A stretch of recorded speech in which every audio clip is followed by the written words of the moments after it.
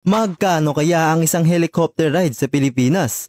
Hindi ito kasing mahal ng iniisip mo. Una sa lahat, may dalawang klase ng helicopter ride dito sa Pilipinas, sightseeing at charter flight. Para sa sightseeing, ito ang nakakagulat, 4,000 pesos to 8,000 pesos per person ang 10 to 15 minutes sa Manila, Clark o Cebu. Oo, parang isang night out lang ang presyo, pero ang kapalit, aerial view ng buong city. Pero kapag charter flight naman ang pinili mo, yung tipong gusto mo lang pumunta sa island or urgent travel, ibang presyo na yan.